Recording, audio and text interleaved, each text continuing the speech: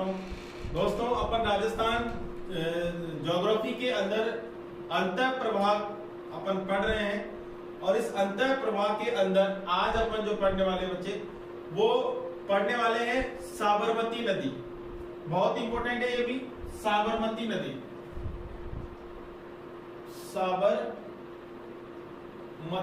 नदी, ये जो साबरमती नदी है, ये नदी का उद्गम कहां से होता है और कहां से किस प्रकार से इसके क्वेश्चन पूछे जाएंगे।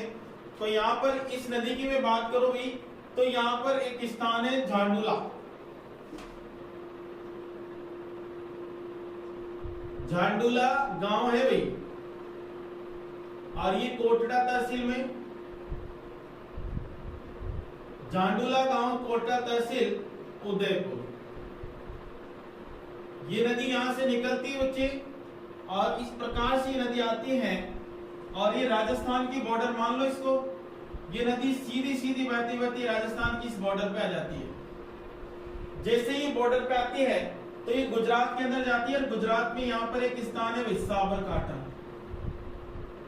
साबरकांठा, और साबरकांठा जो जिला है राजस्थान से लगता है भाई, ये जिला है और ये गुजरात का है। और साबरकांठा जो जिला है, यहां पर अगर मैं बात करूं तो एक बांध है भाई इसके ऊपर, और इस बांध का नाम है धरोई बांध। कौन सा बांध है भाई? धरोई बांध। ठीक है। इसके बाद इस नदी पर एक आश्रम है मेरे भैया, और उस आश्रम का नाम है साबरमती आश्रम। और इस साबरमती आश्रम की स्थापना 1915 में की गई थी भाई, गांधी जी के द्वारा, स्वर्गीय गांधी जी के द्वारा 1915 में इसकी स्थापना की गई। और यहीं पर एक शहर है जिसका नाम है गांधीनगर।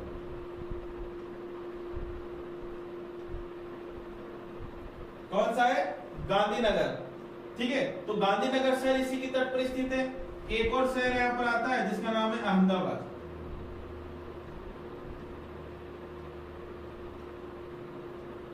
अहमदाबाद जो शहर है वो भी इसी के नदी के तट पर स्थित है। ठीक है। इसके बाद में नदी जाती है और ये नदी खंबात की खाड़ी में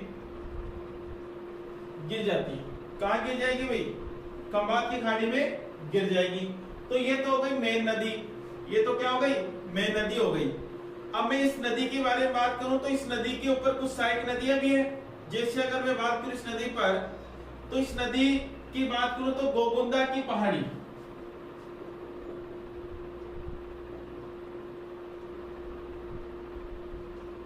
गोगुंदा की पहाड़ी कहां पर है? उदयपुर। और यहां से एक नदी आती है, और ये नदी इस प्रकार से आती है। और इस नदी की मैं बात करूं तो ये नदी है वाकल नदी।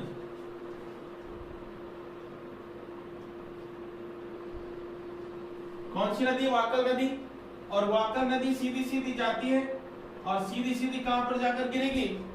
ये सीधी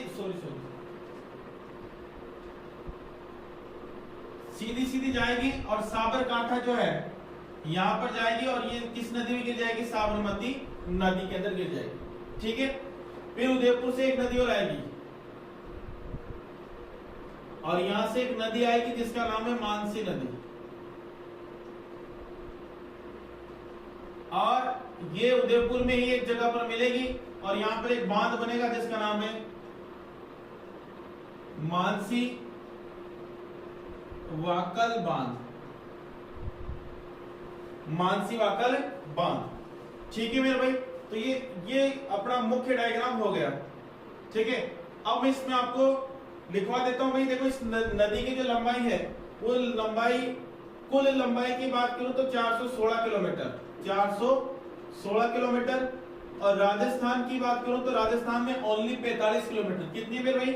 45 किलोमीटर ये राजस्थान में बहती है। ठीक है। तो लिखो, यहां से लिखो भाई।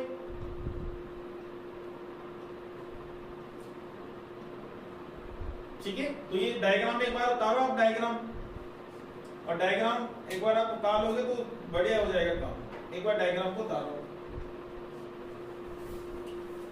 देखो, इसके ऊपर ये साबरमती आश्रम है, इसके बारे में अलग से पूछा जा सकता है कि भाई साबरमती आश्रम की स्थापना कब की गई गांधी जी द्वारा, तो 1915 में। अब जैसे छोटे मोटे जो एग्जाम होते हैं ना, राजस्थान पुलिस ले लो, पटवार ले लो, ये जो एग्जाम है इनके अंदर एक सिलेबस के अंदर एक लाइन जुड़ी होती है कि नदियों के तट पर स्थित शहर। तो देखो गांधीनगर और अहमदाबाद शहर इसी नदी के तट पर है मेरे भाई, इसी नदी के तट पे है, ठीक है भाई। अब देखो इसके ऊपर साबरकांठा जो जिला है, और साबरकांठा जिले के जस्ट पास में की बात करो तो यहीं पर मेहसाणा स्थान है, और मेहसाणा जो स्थान है और साबरकांठा और मेहसाणा स्थान के बीच में धरोई बांध है, तो ये साबरमती नदी पर है। इस नदी की बात करूं तो ये नदी गुजरात के लिए बहुत इंपॉर्टेंट नदी है भाई, और खंबात की खाड़ी में गिरती है। तो एक बार क्वेश्चन पूछ लिया गया, देखो अरब सागर को खंबात की खाड़ी, कच्छ कारण, ये दो भागों में बांट रखे, यानी कि अगर जैसे साबरमती नदी कौन से सागर में गिरती है, अगर ऑप्शन में खंबात की खाड़ी नहीं है तो फिर ऑप्शन में आपको खंबात की खाड़ी नहीं मिलेगा, तो ऑप्शन मिलेगा अरब सागर, तो अरब सागर वहां पर सही होगा। अगर दोनों ही आपको मिल जाए, ऐसा हो नहीं सकता, तो फिर दोनों अगर मिल भी जाए तो खंबात की खाड़ी आपको आंसर करना है। कुल लंबाई 416 किलोमीटर है, राजस्थान में 45 किलोमीटर ये बनती है भी, ठीक है। तो अब मैं इसको आपको लिखवा देता हूं, आपको समझ में आ गया होगा। तो लिखो मेरे बच्चे, हेडिंग लगाओ साबरमती नदी। सबसे पहले साबरमती नदी के बारे में देखो, इस साबरमती नदी को कहा जाता है गांधी की गंगा, उपनाम लिखो गांधी की गंगा। इसको इसी नदी को कहा जाता है, इसी नदी को कहा जाता है गुजरात की गंगा, गुजरात की गंगा, ठीक है मेरे भाई। तो इस तरीके से इसको अलग अलग नाम से जाना गया। तो लिखो मेरे भाई, उद्गम लिखो, उद्गम लिख लो झांडूला गांव, कोटड़ा तहसील उदयपुर, झांडूला गांव, कोटड़ा तहसील उदयपुर। बहुत सारी जगह पर एक पहाड़ी का नाम भी दिया जाता है पदराड़ा की पहाड़ी, तो वो भी सही है भाई, ठीक है, पदराड़ा की पहाड़ी, झांडूला गांव, उदयपुर।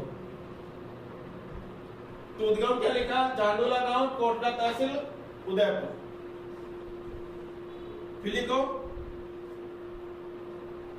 लिखो मैं लिखवाता हूं, लिखो, यह नदी उदयपुर की कोटड़ा तहसील से बहती हुई, यह नदी उदयपुर की कोटड़ा तहसील से बहती हुई गुजरात के साबरकांठा जिले से, गुजरात के साबरकांठा जिले से खंबात की खाड़ी में विलुप्त हो जाती है, खंबात की खाड़ी में विलुप्त हो जाती है। लिखा भाई, फिर लिखो, इस नदी के तट पर गांधीनगर व अहमदाबाद शहर स्थित है, इस नदी के तट पर गांधीनगर व अहमदाबाद शहर स्थित है, ठीक है।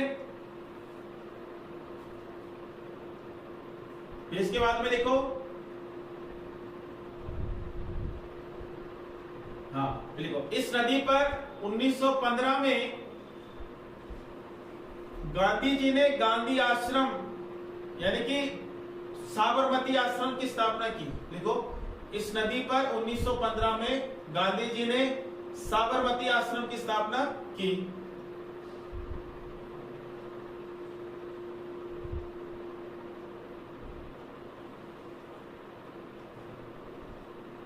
ठीक है भाई।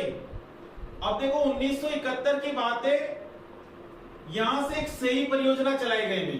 क्या चलाई गई? सही परियोजना। और सही परियोजना के द्वारा यहां से पानी ले जाया गया अपना जवाई बांध, और जवाई बांध कहां पर? जवाई नदी पर। तो जब जब जवाई बांध में पानी की कमी होती है तो सही परियोजना के द्वारा उसमें पानी डाला जाता है अपनी साबरमती नदी से। ठीक है, ये ध्यान रखना भाई। लिखो, एक लाइन लिखो, गुजरात में इस नदी पर धरोई बांध स्थित है। दरोई बांध स्थित है। इस नदी की कुल लंबाई 416 किलोमीटर है, लेकिन राजस्थान में 45 किलोमीटर बहती है।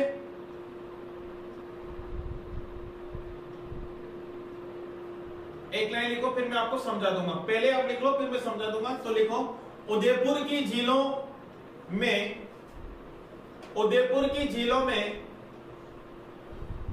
पानी लाने के लिए, उदयपुर की झीलों में पानी लाने के लिए, उदयपुर की झीलों में पानी लाने के लिए यहां से देवास, उदयपुर से सुरंग के माध्यम से झीलों में पानी लाया गया। झीलों में पानी लाया गया। यहां सुरंग 11.05 किलोमीटर की है। यहां सुरंग 11.05 किलोमीटर की है, जिसका पूर्ण रूप से निर्माण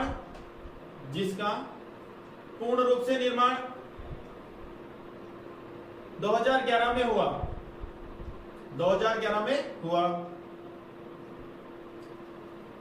2013 में इसका नाम बदलकर 2013 में इसका नाम बदलकर मोहनलाल सुकाड़िया रखा गया। मोहनलाल सुकाड़िया रखा गया।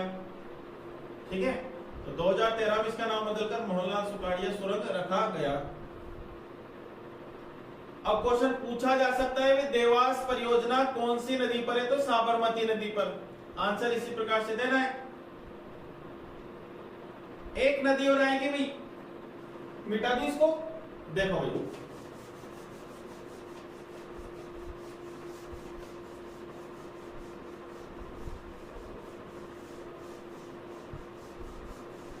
देखो मेरे बच्चा, पश्चिमी बनास। देखो ये जो नदी है, इस नदी का जो उद्गम होता है, इस नदी का जो उद्गम होगा नया सावरा गांव है सिरोही में। कौन सा है? नया सानवरा गांव सिरोही। यहां से इस नदी का उद्गम होता है पश्चिमी बनास का, और इसका जो समापन होगा वो कच्चिकारण गुजरात में होगा। सही है ना? अब देखो,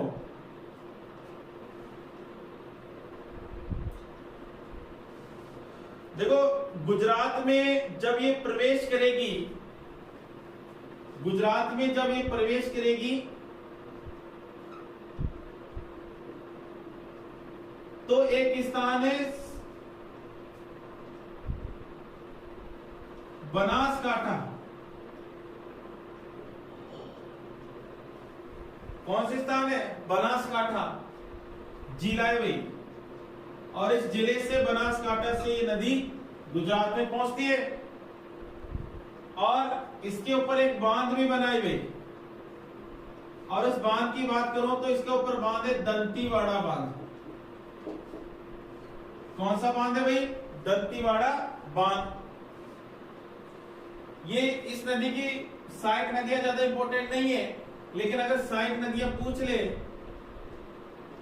तो बता देना इसकी सहायक नदी। एक तो सूकली नदी है, ज्यादा इंपॉर्टेंट नहीं है भाई, बता रहा हूं आपको। सूकली नदी, कुकली नदी, और तीसरी जो नदी आएगी वो सीपू नदी। ये तीन इसकी सहायक नदियां हैं।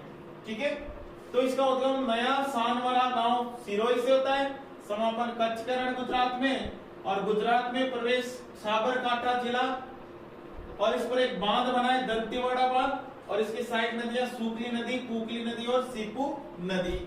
तो ये अपनी कंप्लीट नदियां हो चुकी है बच्चे। ठीक है, अब अपनी सिर्फ और सिर्फ कौन सी नदी बची है?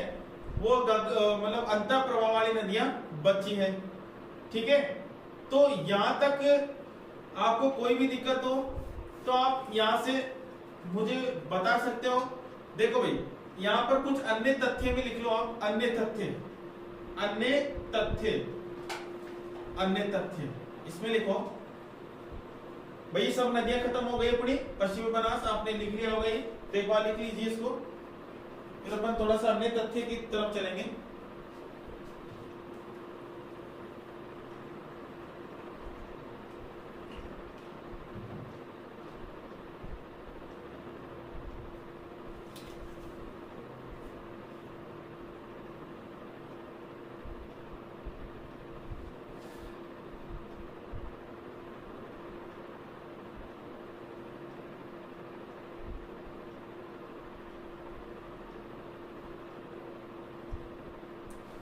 लिख लिया बच्चे?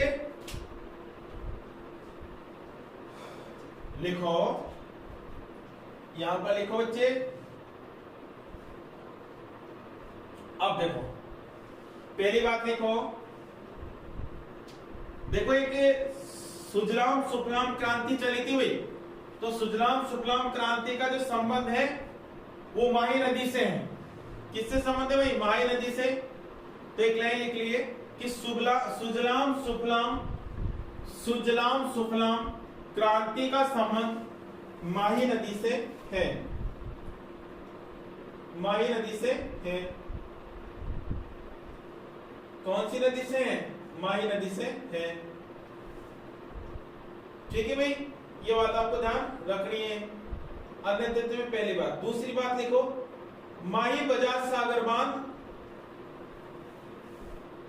राजस्थान का सबसे लंबा बांध है, जिस पर 140 मेगावाट बिजली का उत्पादन किया जाता है,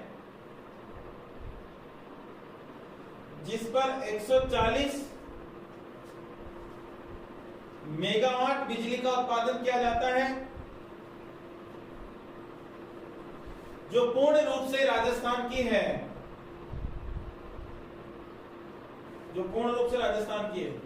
फिर एक लाइन और लिखो, माही बजाज सागर बांध परियोजना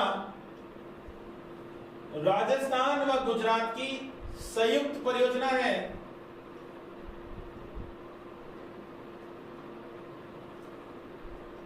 जो पूर्ण रूप से कार्यशील 1971 में हुई, जो पूर्ण रूप से कार्यशील 1971 में हुई।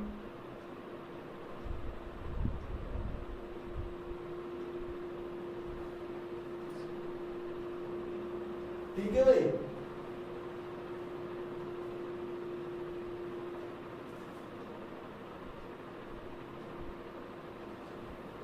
तो इस तरीके से आपको ध्यान रखना है।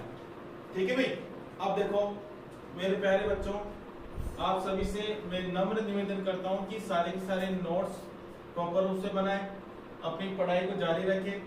ठीक है, और आपका एग्जाम बहुत पास में है, सारे एग्जाम बहुत पास में है। ठीक है, और एग्जाम को देखते हुए आप सभी को बहुत अच्छे ढंग से प्रिपरेशन करना है।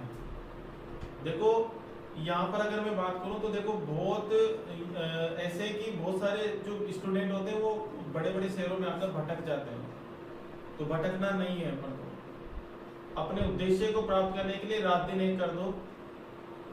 अगर आपने अभी मेहनत नहीं की तो पूरी जिंदगी आप मेहनत करते रहोगे, फिर वहां पर आप मजदूरी करोगे। दुनिया में सबसे अच्छा जो काम है वो पढ़ाई का ही है, और आप वही काम नहीं कर रहे तो फिर कुछ भी नहीं है। देखो कहीं पर नौकरी भी मांगोगे ना, शादी हो जाएगी अभी 2-4-5 साल में, तो कहीं पर नौकरी भी मांगोगे तो 10 से 12 हजार की नौकरी मिलेगी, और उसके अंदर आपसे 12 घंटे काम करवाएगा जानवरों की तरह। सीधी सी बात है। उससे तो बढ़िया है कि 12 घंटे वहां, आप यहाँ 12 घंटे मत पढ़ो, कम से कम 6 से 7 घंटे पढ़ लो, तो यहाँ पर आपकी नौकरी लग जाएगी, लाइफ सेट हो जाएगी, और आपके आने वाली जो परिवार है, आपकी जो फैमिली है वो खुशहाल फैमिली होगी। इसलिए मेरे प्यारे बच्चों, थोड़ी सी आप मेहनत करो और पूरे दिल और दिमाग से ये बात करो। ठीक है, तो आज से ये मान लो कि आपको पढ़ना है 6 से 7 घंटे। तो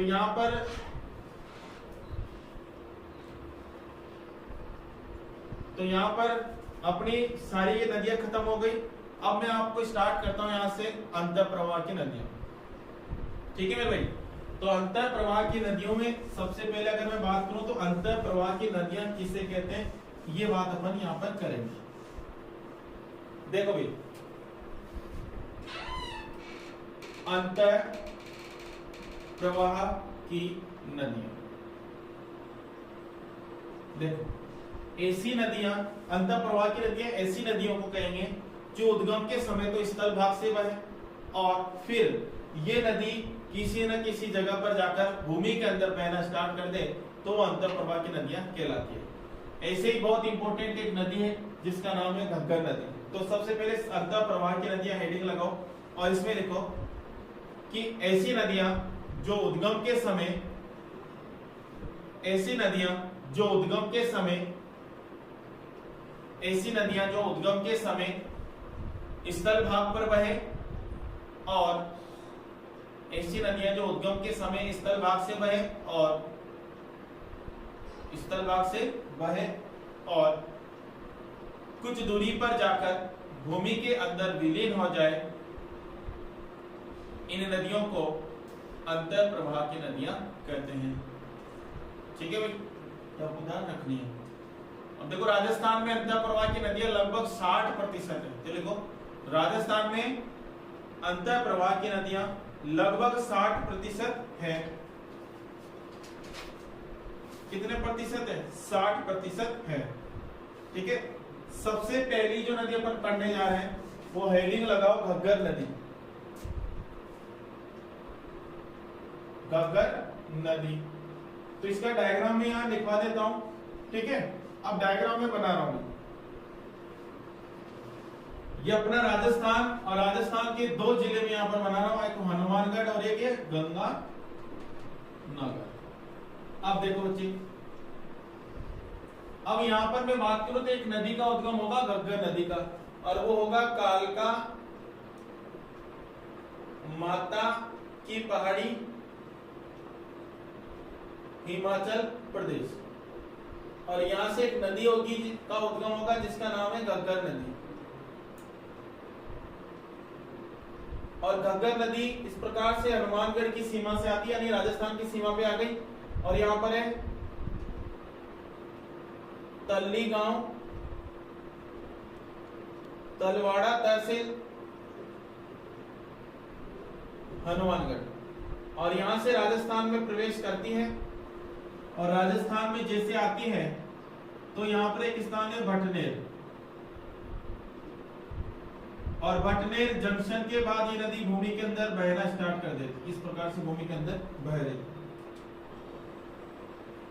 भूमि के अंदर बह रही है ये भूमि के अंदर, यानी कि इसका जो प्रवाह क्रम है हनुमान और गंगानगर में, हनुमानगढ़ में और गंगानगर में, लेकिन मुख्य रूप से हनुमानगढ़ में ये बहती है और ये पाकिस्तान में जाएगी। यहां पर पाकिस्तान में एक स्थान है अब्बास, फोर्ट अब्बास, और यहां पर जाकर ये नदी विलुप्त हो जाएगी। देखो ये जो नदी है भटनेर के बाद, भटनेर जंक्शन के बाद ये नदी भूमि के अंदर समा जाती है, इसलिए इसको यहाँ पर मृत नदी कहा गया, इसलिए इसको यहाँ पर नट नदी भी कहा गया। राजस्थान में ये जो नदी है, इस नदी के बेसिन में, यानी कि घग्गर के बेसिन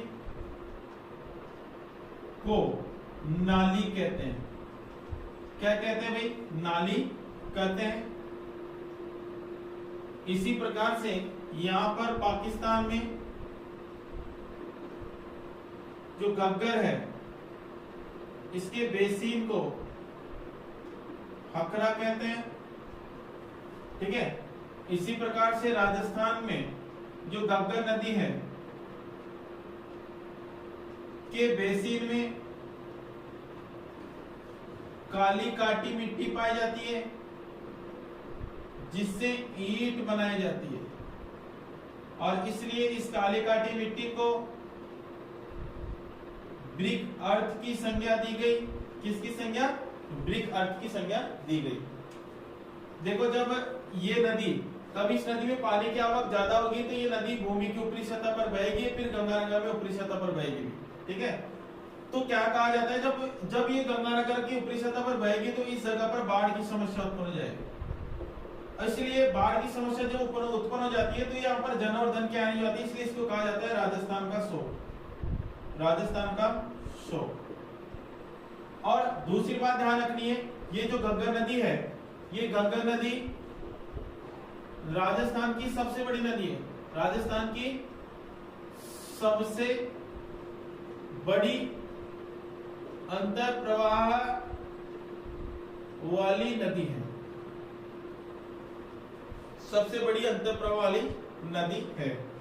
ठीक है मेरे भाई, तो इस तरीके से आपको सारी चीजें ध्यान रखनी है। अब मैं लिखवा देता हूं आपको, लिखो आप सारी चीजें, हेडिंग लगाओ घग्गर नदी, ये आपने समझ लिया होगा ना। तो अब इसको एक बार बता लिया। अब देखो, लिखो घग्गर नदी और उद्गम लिखो हिमाचल प्रदेश के कालका माता की पहाड़ी, लिखते जाओ आप, हिमाचल प्रदेश के कालका माता की पहाड़ी के मंदिर के समीप से यह नदी निकलती है, के मंदिर के समीप से यह नदी निकलती है।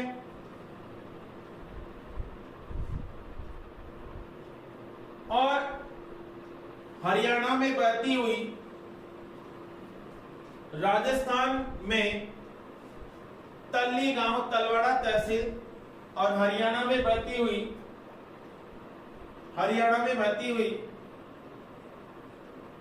राजस्थान के तल्ली गांव तलवाड़ा तहसील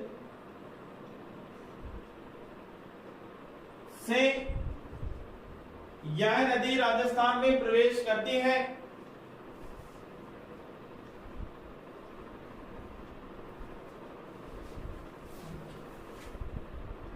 यह नदी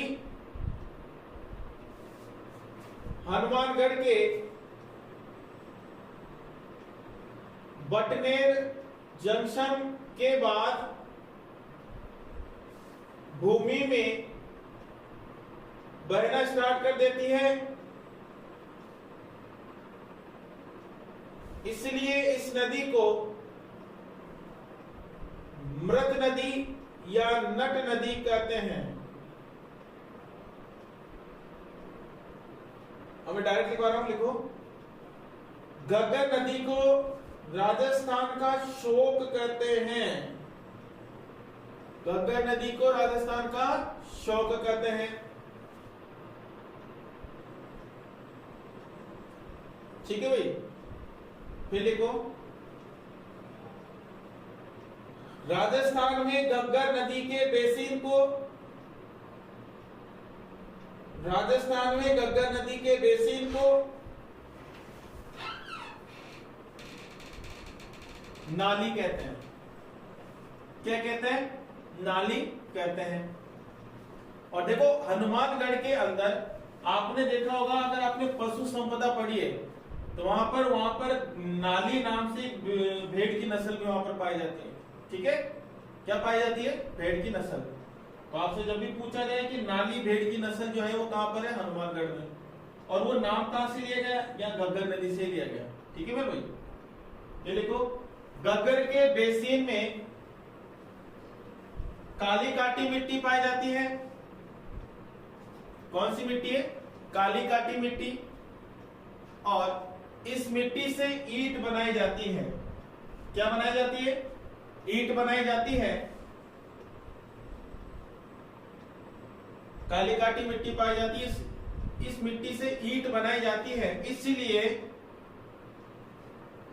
इस मिट्टी को ब्रिक अर्थ के नाम से जानते हैं। किसके नाम से जानते हैं? ब्रिक अर्थ के नाम से जानते हैं। ठीक है मेरे भाई, फिर लिखो पाकिस्तान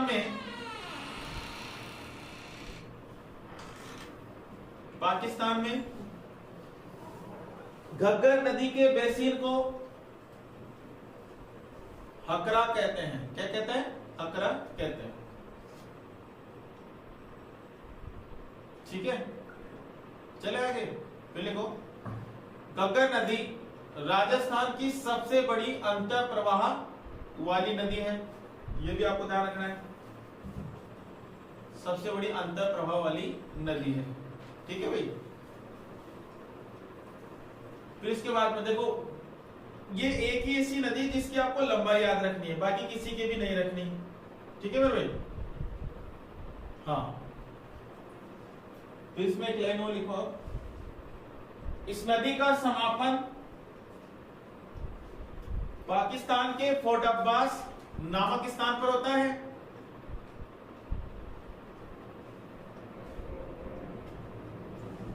ठीक है भाई।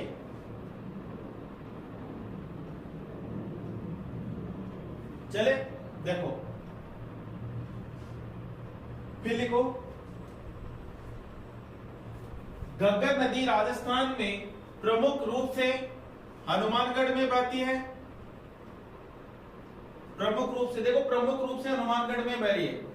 फिर हनुमानगढ़ के भटनेर जंक्शन के बाद ही भूमि के अंदर बहना स्टार्ट कर देती है, और वो फिर गंगानगर में भूमि के अंदर से बहती है। इसलिए अपन ये माना जाता है कि हनुमानगढ़ में ही प्रमुख रूप से बहती है। ठीक है। अगर विस्तार पूछेगा तो हनुमानगढ़ और गंगानगर दोनों बताना फिर आपको। ठीक है। तो मैंने क्या लिखवाया कि घग्गर नदी राजस्थान के में प्रमुख रूप से हनुमानगढ़ में स्थित है, जबकि इसका विस्तार हनुमानगढ़ और गंगानगर में देखने को मिलता है। ठीक है मेरे भाई, तो आपको ध्यान रखनी है। अब देखो, इस नदी की जो लंबाई है, सिर्फ और सिर्फ अंतर प्रवाह वाली नदियों में सिर्फ एक नदी की ध्यान रखना है, क्योंकि भूमि के अंदर बहती है तो कोई ऑथेंटिक डाटा यहां से नहीं मिलता। और इसका रखना है, इसकी कुल लंबाई है 465 किलोमीटर। कितने मेरे भाई? 465 किलोमीटर। तो घग्गर नदी की कुल लंबाई 465 किलोमीटर आप लिख सकते हो। ठीक है। अब आपने बहुत बार ऐसे क्वेश्चन भी सुना होगा कि देखो, मरुस्थलीय क्षेत्र के अंदर आज से लगभग 500 वर्ष पहले एक नदी बहा करती थी, सरस्वती नदी। ठीक है। और 1895 की बात है, जब एक व्यक्ति आया था सीएल ओल्थम, उसने कहा था कि आज से 500 वर्ष पहले यहां पर मरुस्थलीय क्षेत्र में एक सरस्वती नदी बहती थी, जिसके वर्तमान में अवशेष घग्गर नदी में देखने को मिलते हैं। ये आपको ध्यान रखना है। तो एक लाइन लिखो, घग्गर नदी में सरस्वती नदी के अवशेष पाए जाते हैं। ठीक है भाई, तो ये आपको ध्यान रखना है। अब लिखो भाई, मिटाना उसको।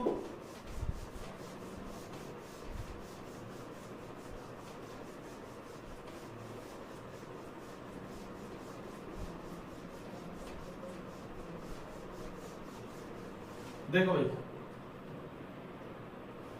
अब देखो कांतली नदी, ये छोटी छोटी नदियां मेरे भाई।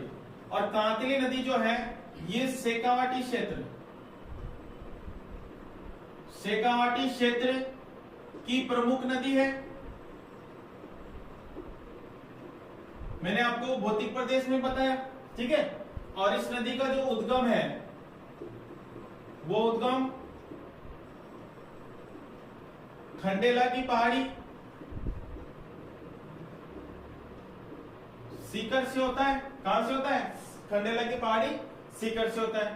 तो आप सभी को ये लिखना है, देखो लिखो एक लाइन एज इट इज, इस प्रकार से लिखना है। हेडिंग लगाओ पहले कांतली नदी, और कांतली नदी में पहली लाइन लिखो, यह नदी शेखावाटी क्षेत्र की प्रमुख नदी है। शेखावाटी क्षेत्र की प्रमुख नदी, इसमें दो दो चार चार लाइनें लिखनी है, जितनी भी अब नदियां बता रहा हूं सब में। तो यह नदी शेखावाटी क्षेत्र की प्रमुख नदी है। इस नदी का उद्गम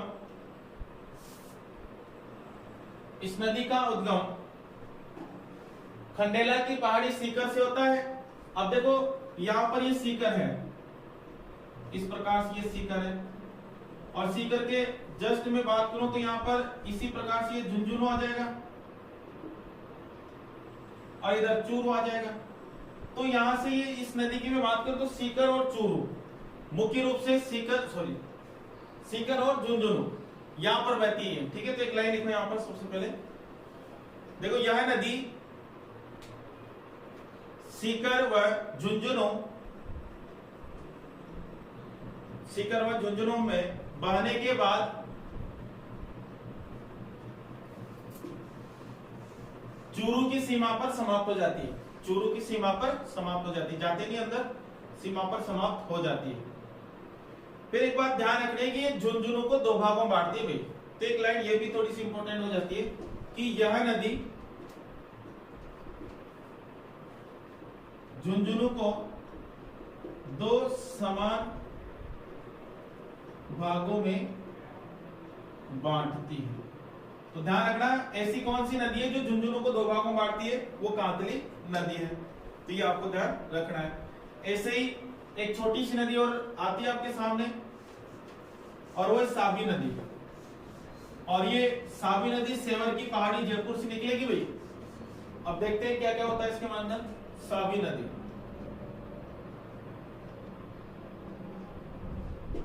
और ये इसका जो उद्गम होगा सेवर की पहाड़ी। मैंने आपको देखो भौतिक प्रदेश में बताया, सेवर की पहाड़ी कहां पर है सब बताया था मैंने, लगभग 70 पहाड़ियां वहां पर बताई थी मैंने आपको, ठीक है। तो सेवर की पहाड़ी जयपुर, तो यहां से इसका उद्गम होता है। तो लिखो यह इस नदी का उद्गम, इस नदी का उद्गम सेवर की पहाड़ी जयपुर से होता है। और देखो जयपुर से ये नदी सीधी हरियाणा में चली जाती है, ठीक है। क्योंकि जयपुर जो है वो जयपुर किससे सीमा बनाता है? हरियाणा से। तो ये हरियाणा में जैसे जाएगी तो हरियाणा में एक स्थान है पाइदी, और पाइदी नामक स्थान है हरियाणा में, और वहां पर जाकर ये फिर क्या हो जाएगी? समाप्त हो जाएगी। तो एक लाइन लिखो, यह नदी जयपुर में बहने के बाद, यह नदी जयपुर में बहने के बाद हरियाणा के पाइदी नामक स्थान पर, हरियाणा के पाइदी नामक स्थान पर विलुप्त हो जाती है, विलुप्त हो जाती है। तो ये आपको ध्यान रखना है, ठीक है भाई। देखो यहां पर थोड़ा सा ही ध्यान रखना है कि देखो एक नदी मैंने आपको पहले बताई थी, याद करो, सागी नदी, और ये साबी नदी है। ये अंतःपुर वाली नदी है और वो स्थलीय भाग पर बहने वाली नदी है। तो ये आपको ध्यान रखना है कि कौन सी नदी कहां पर। अब देखो यहां पर एक नदी और आपको बताने जा रहा हूं, और बहुत इंपॉर्टेंट नदी है वो भी। और उस नदी की मैं बात करूं तो वो नदी है काकन्य नदी। कौन सी नदी है? देखो इसको काकन्य बोल दो, बहुत सारी जगह काकनी भी मिलेगी आपको, ठीक है। तो लिखो काकने या काकनी नदी, या फिर बहुत सारी जगह पर एक नाम और मिलता है इसका, उसका नाम है मसूरदी नदी। मसूरदी नदी, देखो मसूरदी या काकनी या फिर काकने जो नदी है, ये इसके बारे में एक तथ्य आपको बहुत ज्यादा इंपॉर्टेंट है, याद रखना है कि नदी राजस्थान की सबसे छोटी अंतःप्रवाह वाली नदी है, ठीक है। तो एक लाइन लिखो इसके अंदर, इस नदी का उद्गम जैसलमेर के कोठारी गांव से होता है, और कुछ दूरी पर जाकर ये समाप्त हो जाती है, कुछ दूरी पर जाकर ये समाप्त हो जाती है। तो एक नोट बनाकर लाइन लिखो कि यह नदी राजस्थान की सबसे छोटी अंतःप्रवाह वाली नदी है। ये बात यहां पर आपको ध्यान रखनी है। एक नदी और है भाई, और वो है बाणगंगा नदी, ठीक है। कौन सी नदी है? बाणगंगा नदी, जिसे अर्जुन की गंगा भी कहते हैं।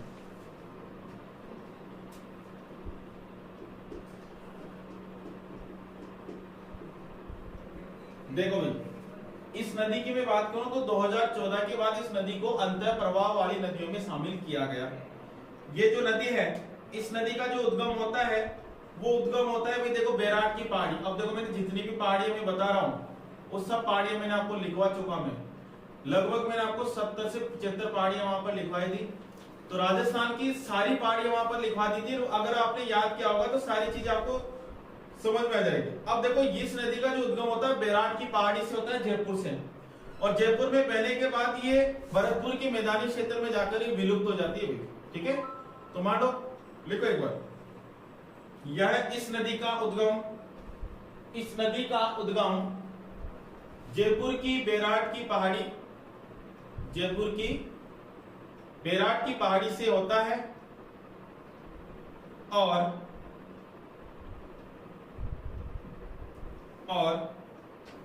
भरतपुर के मैदानी क्षेत्र में जाकर यह नदी विलुप्त हो जाती है।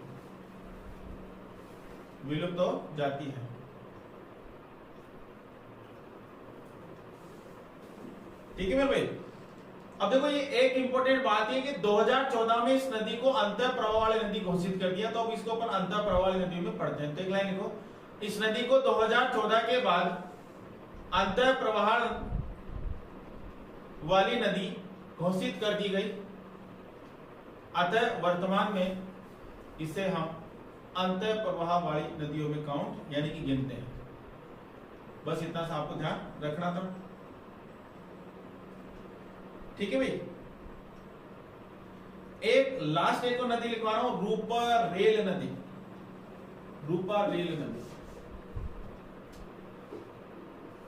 रूपरेल या फिर इसको कहते हैं रूपारेल नदी। इस नदी का जो उद्गम होगा अलवर से होगा भाई, और अलवर में एक पहाड़ी उदयनाथ पर्वत, सॉरी एक पर्वत है उदयनाथ पर्वत, और यहीं से इस नदी का उद्गम होता है। तो एक लाइन लिखो, हेडिंग लगाओ पहले, और लास्ट लाइन लिख लो आज, इस नदी का उद्गम अलवर के उदयनाथ पर्वत से होता है, और भरतपुर में जाकर यह नदी विलुप्त हो जाती है। बस इतना सा, ये आपकी अंतर प्रवाह वाली नदियां भी खत्म हो गई। और मेरे प्यारे बच्चों, नेक्स्ट क्लास में अपन नेक्स्ट टॉपिक के साथ आएंगे, और तब तक के लिए जय हिंद जय भारत।